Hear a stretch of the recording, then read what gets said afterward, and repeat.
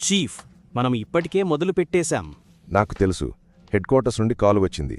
ఏది ఏమైనప్పటికీ వారంతా ఎలాగూ ఉరిశిక్ష పడాల్సిన నేరస్తులే. బహుశా మనం దీని గురించి పెద్దగా పట్టించుకునవసరం లేదు. ఎంత మూర్ఖత్వం! వాళ్ళు నేరస్తులైనా ఉరిశిక్ష పడ్డవాళ్లైనా సరే పడమంటే హత్యే. వాణిది హత్యేనా కాదా ఇదే మనకు ఇంకా తెలీదు. అంతమందికి ఒకేసారి గుండెపోట ఛాన్సే లేదు. హత్యే. అసలు అంతమందిని ఒకేసారి చంపడమనేది సాధ్యమయ్యే పనేనా? ఈ హత్యల వెనుక పెద్ద సంస్థ పక్కా వ్యూహమే ఉందని మా నమ్మకం.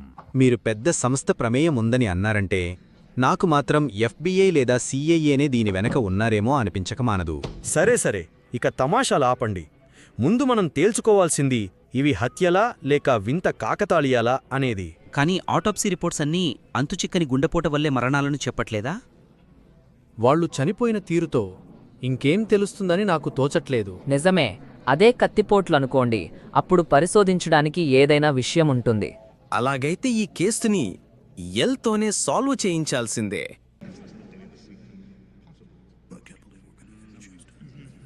చీఫ్, ఎల్లంటే ఎవరు? మీకిది మొదటి సమావేశంలా ఉంది కదండి. ఎల్లంటారా? ఆయన అసలు పేరు ఆచూకీ చివరికి ఎలా ఉంటాడో కూడా ఎవరికీ ఖచ్చితంగా తెలీదు.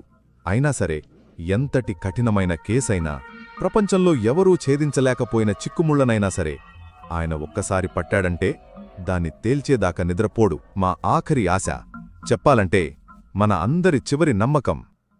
అయినా ఎల్కి భలే పొగర కదా. తనకు నచ్చిన కేసులే తప్ప వేరేవి పట్టించుకోడంట.